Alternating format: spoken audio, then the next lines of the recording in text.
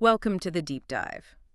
Today we're looking back, not just at treaties, but really at a moment of profound change in Europe. We're talking late 80s, early 90s. Yeah, a time when the European project was kind of stalling, facing serious roadblocks. Exactly, Yeah. and that's what we're diving into. The two key documents that reshaped it all, the Single European Act, the SEA from 86, and then the big one, the Maastricht Treaty in 92. These weren't just tweaks. They really shifted Europe from, mostly economic cooperation towards something much more political. Right. So let's set the scene a bit. Why was this big change needed? You mentioned roadblocks. Well, context is crucial here. After the initial creation of the EEC, things got bogged down. Remember the empty chair crisis back in the 60s? Yeah, with France pulling out temporarily. That led to the Luxembourg Compromise, didn't it? It did. And while it wasn't an official treaty change, it basically cemented this idea that any member state could veto something if they felt their very important interests were at stake. Which in practice meant Yeah. almost anything important. Pretty much. Unanimity became the default for anything significant. So fast forward to the 80s, you've got more members, 10 than 12, trying to agree on everything unanimously. Yeah, I can see how that would lead to paralysis, especially with something complex like creating a single market. Exactly. Harmonizing thousands of rules, Yeah. standards, getting rid of border checks. It just wasn't happening effectively. That gridlock, that constant threat of a veto had to be tackled. Okay, so that sets our path. First, the SEA, the practical fix, getting the gears turning again, then Maastricht, building the actual European Union on that foundation. Let's start with the SEA. All right, let's unpack the SEA. Its main job seems very practical, very focused. Yeah. Make the single market happen, and with a deadline, a very specific deadline, December 31st, 1992. No wiggle room. And the goal was clear. Eliminate those remaining barriers to the four freedoms: goods, services, capital, people. What kind of barriers are we talking about? Physical, like borders. Yes, physical barriers like customs checks, but also technical barriers, think different product safety standards in Germany versus France, and fiscal barriers like varying tax rates that distorted competition. Okay, so the goal was clear, the deadline sharp. But you said unanimity was the problem. How did the SEA fix that specific issue? Give us an example of the paralysis before 86. Okay, imagine a company making, say, lawnmowers. Before the SEA, to sell that lawnmower across all member states, they might have needed to meet 12 different noise level regulations or safety standards. Because any single country could veto a common standard. Precisely. Italy, for instance, could block a unified lawnmower noise rule for the entire block, even if 11 others agreed. It sounds trivial, maybe, but multiply that across thousands of products and services. Right, it completely stalls economic integration. It was a massive drag. So the SEA's biggest innovation, really its core reform, was introducing qualified majority voting QMV in the Council for Specific Things. Ah, QMV. That's the key institutional shift. It's the game changer, especially for adopting those harmonizing rules needed for the internal market. It meant a decision could pass, even if a couple of countries objected, as long as a qualified majority agreed. So it didn't kill the national veto entirely? No. Sensitive areas like foreign policy or taxation, those still needed unanimity. But for the bulk of the single market legislation, QMV broke the logjam. Suddenly, that 1992 deadline looked achievable. And it wasn't just the council changing. The European Parliament gained a bit more say, too, didn't it? It did, though it was still early days for the Parliament's power. The SEA brought in the cooperation procedure and the consultation procedure. What did those actually mean in practice? Well, they weren't co-decision yet. The Parliament didn't have a final word. But it got a second reading on key single market laws. It had to be consulted. It meant the national governments and the council couldn't just ignore the elected MEPs quite so easily. It added a layer of democratic input. And the SEA also looked beyond just the market, right? Added some new areas. Yeah, it acknowledged that economic integration has wider implications. So it formally gave the EEC competences powers to act in areas like environmental protection, research and development, social policy to some extent. Yeah. It was a hint of the broader scope to come. Okay, so summing up the SEA, it was about making things work. Fixing the institutional machinery, mainly with QMV, to deliver the single market by that hard deadline. Efficiency, practicality, breaking the veto gridlock for economic goals. Right. A good way to remember it for, say, exams might be SEA market unity, fix the mechanics, maybe a speaking prompt could be. The SEA proved that political will, backed by a tight deadline, can overcome institutional gridlock. That captures it well. It laid the groundwork. Okay, so the SEA gets the market working. Now we get to Maastricht. in 92. And this feels like a whole different level of ambition. Absolutely. The success, or at least the momentum, of the 1992 project really emboldened leaders. It sort of proved integration could work on a grand scale.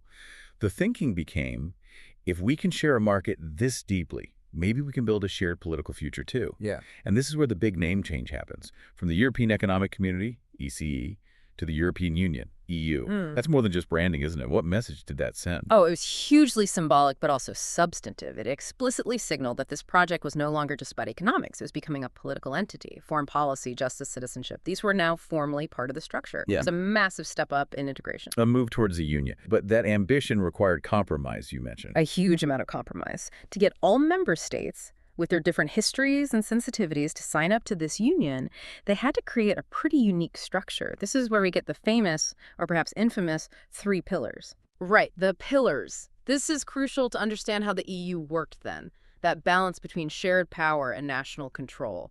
Can you break down those pillars for us? Sure. It's fundamental. The structure basically housed 2 different ways of making decisions. Okay. Pillar 1 was essentially the old EEC, rebranded as the European Community.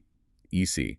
This was the supranational core, the single market, agriculture, trade, competition policy, and importantly, the new framework for economic and monetary union, EMU. This pillar used the community method. And the community method means more shared power, like QMV, strong commission, strong court. Exactly. The Commission proposes laws. The Parliament has a significant role, Yeah. especially after Maastricht. We'll get to that. The Council often decides by QMV, and the European Court of Justice has strong oversight. It's the more integrated way of doing things. Okay, that's pillar 1. What about the other 2? Pillars 2 and 3 were the new, more sensitive areas. Pillar 2 was Common Foreign and Security Policy, CFSP. Pillar 3 was Justice and Home Affairs, JHA, things like cross-border crime, asylum, immigration policy. And these used a different method. Yes, they used the intergovernmental method. This is where the national government stayed firmly in control. Meaning unanimity. Less power for Brussels institutions. Precisely. Decisions generally required everyone to agree. Unanimity. The Commission and Parliament had much weaker roles, maybe just being informed or consulted. And the Court of Justice had very limited jurisdiction. It was more like traditional international cooperation between sovereign states. So they create this union, but fence off foreign policy and justice matters, keeping national vetoes intact there. That sounds like a major compromise. It was the absolutely necessary political bargain to get the treaty agreed. Think about it. Countries were not ready to hand over control of their armies or their border policies to a supranational body using QMV. Makes sense. And within that first pillar, you mentioned EMU, Economic and Monetary Union. That was the plan for the euro, wasn't it? That was the groundwork, yes. Maastricht laid out the roadmap. The convergence criteria rules on inflation, debt, deficits that countries would have to meet to eventually join the single currency. A huge political statement, especially asking Germany to eventually give up the Deutschmark. Wow, yeah.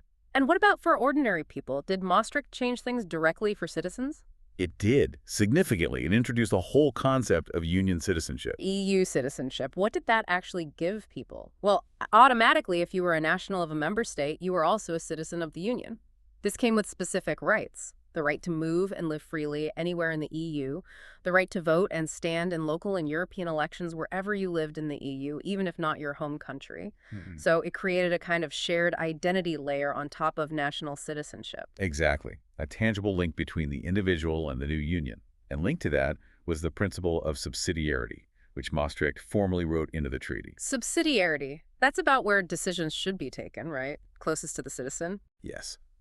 It basically says the EU should only act in areas where it doesn't have exclusive power if the objectives can't be better achieved by the member states themselves, either at national, regional, or local level. It's meant to be a check, ensuring the EU doesn't overreach. Okay. And institutionally, did the Parliament get another boost after the SEA? A massive boost. Maastricht introduced the co-decision procedure for many areas under the first pillar. This essentially made the European Parliament an equal co-legislator with the Council. A huge jump in democratic accountability for large parts of EU lawmaking. It's now the standard way, the ordinary legislative procedure. Right. So Maastricht feels much broader, more political than the SEA. It's about identity, structure, new powers. Definitely. It built the political house, established the EU as an entity, gave it citizenship, and set the stage for the euro. So for a memory tip, Maastricht equal EU identity, citizenship, and 3 pillars. and a speaking prompt. The Maastricht Treaty was the real birth of the European Union because it formally moved integration beyond just economics. I think that sums up the ambition of Maastricht very well. Hashtag backtag outro. So let's bring it all together. Looking at the SEA and Maastricht side by side, what's the big picture? Well, you see this clear progression, this remarkable transformation in just 6 years. The SEA was the enabler it provided, the institutional tools, particularly QMV, needed to make the single market a reality. It fixed the process. Right, the practical stuff. Then Maastricht took that functioning base and built something far grander on top of it. It created the political identity, the European Union with its own citizenship, a broader scope including foreign policy and justice, albeit handled differently, and the pathway to a single currency. It laid out the blueprint for the EU we know today, moving decisively beyond just the economic community. So one unlocked the market, the other built the union. In essence, yes. Yeah. And it was a process that, while deepening integration significantly, also formally acknowledged limits and the importance of national identities and sovereignty, especially that pillar structure. It really set the complex foundation for everything that came next. Okay, before we finish, here's something for you, our listeners, to think about. We talked about how Maastricht kept foreign policy, CFSP, and justice and home affairs, JHA, under the intergovernmental method, requiring unanimity. Given the huge push to create the EU and its identity, why was it so crucial to keep those national vetoes in Pillars 2 and 3 to get the deal done? What does that careful balancing act in 1992 tell us about the limits of supranational ambition, even at the very moment the Union was formally born? A fascinating question about the enduring tension within the European project. Indeed. Thanks for diving deep with us today on the SEA and Maastricht. We'll catch you next time on The Deep Dive.